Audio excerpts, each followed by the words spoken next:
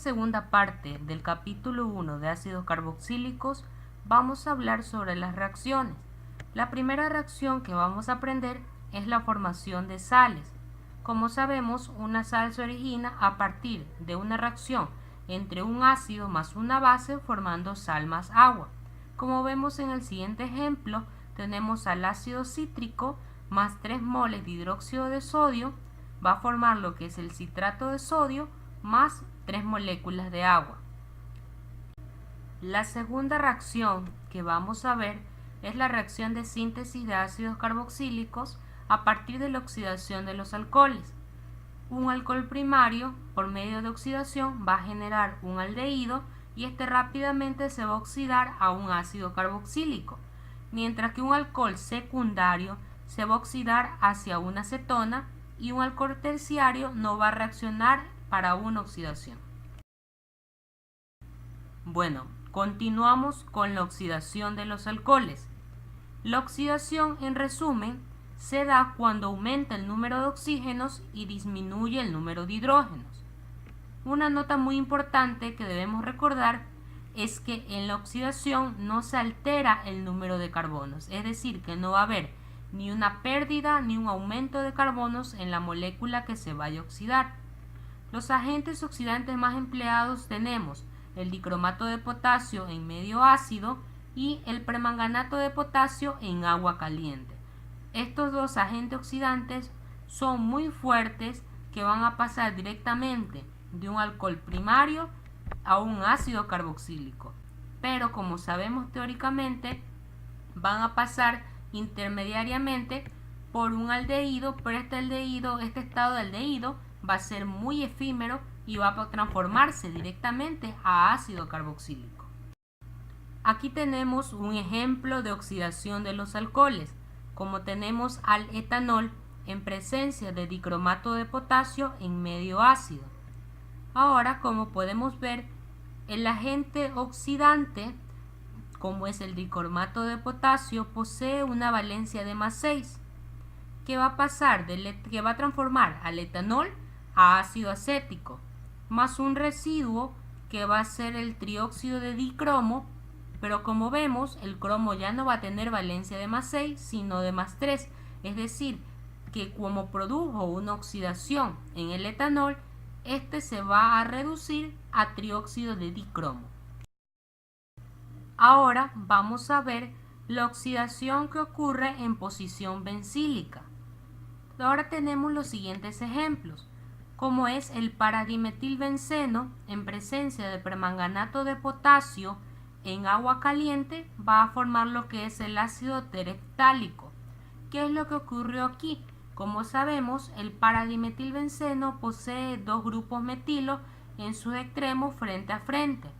Ahora, la regla de oxidación nos dice que en posición bencílica, sea cual sea el radical, este de aquí se va a transformar y a oxidar directamente a ácido carboxílico.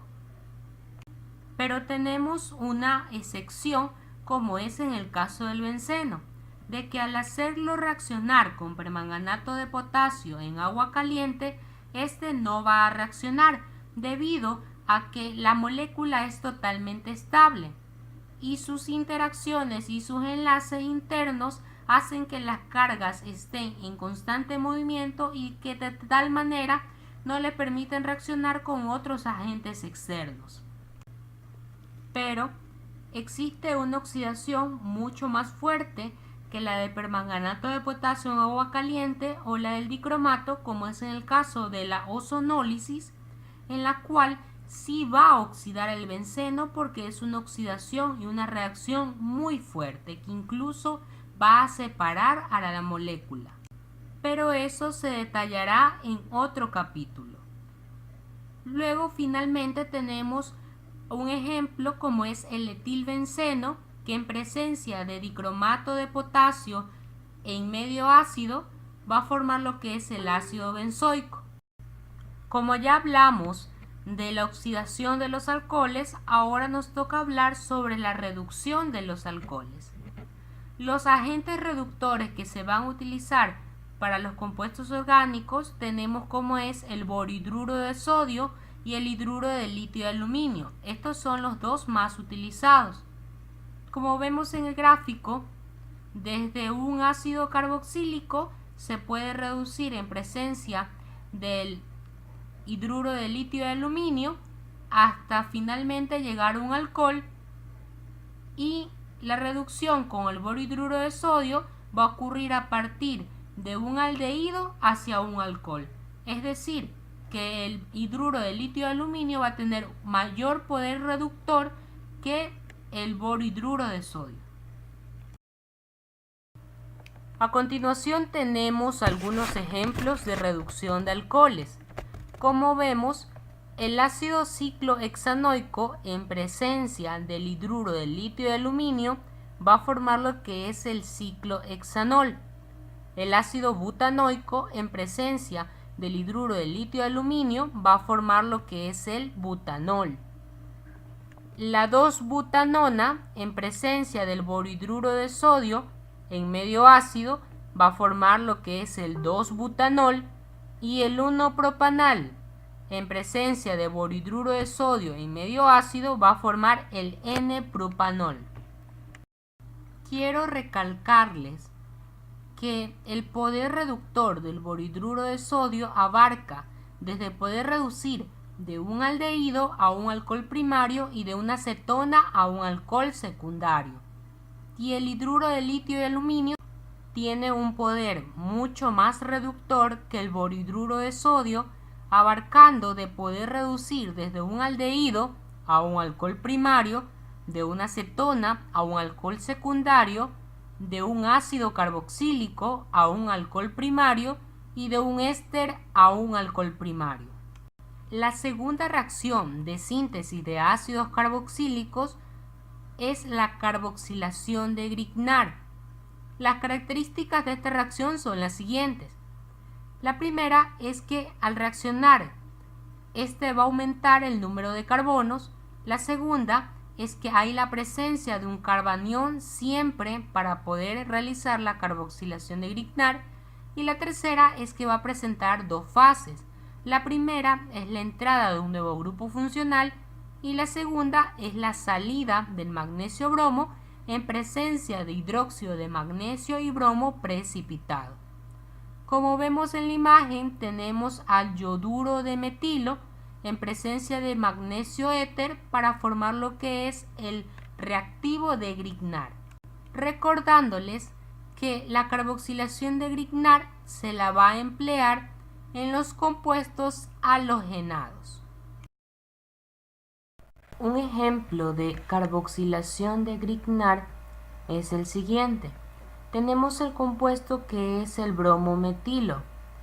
Este compuesto en presencia de magnesio éter va a formar lo que es un reactivo de Grignard. Recordando que en esta reacción siempre el magnesio va a quedar entre el radical y el halógeno. Luego, en la segunda fase de la reacción, vamos a ver la presencia de un carbanión y del complejo de magnesio-bromo que va a reaccionar en presencia de dióxido de carbono. Notemos que siempre las flechas curvas de color negro van a ir siempre de negativo a positivo.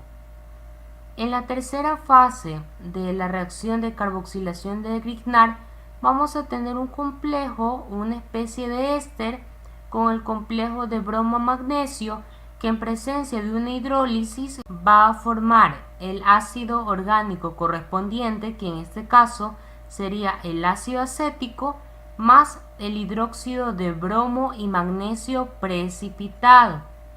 Cabe recalcar de que el compuesto inicial tenía un solo carbono, pero al reaccionar con el dióxido de carbono en la segunda fase, este aumentó su carbono y aparte de eso se aumentó un grupo carbonilo, el cual le dio la ventana de bienvenida para poder formar el ácido carboxílico correspondiente.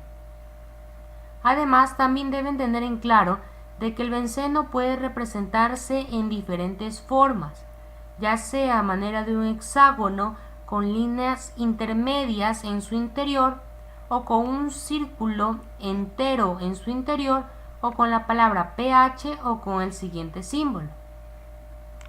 La tercera reacción de síntesis de ácidos carboxílicos es la formación e hidrólisis de nitrilo. Para ello lo vamos a explicar a través de un ejemplo, en el cual un compuesto halogenado en presencia de cianuro de sodio y acetona me va a formar lo que es un nitrilo más el bromuro de sodio. En esta fase va a aumentar un carbono. Luego, en presencia de 2 moléculas de agua, me va a formar lo que es un grupo amida, el cual va a presentar una oxidación y reducción al mismo tiempo. Finalmente, en presencia de una hidrólisis, se va a formar el ácido carboxílico correspondiente más la liberación de amoníaco en forma de gas. Explicamos el ejemplo.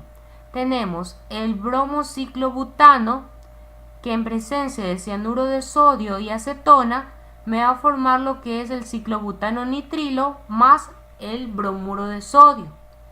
Luego, con el ciclobutano nitrilo en presencia de 2 moléculas de agua me va a formar lo que es el ciclobutilamida.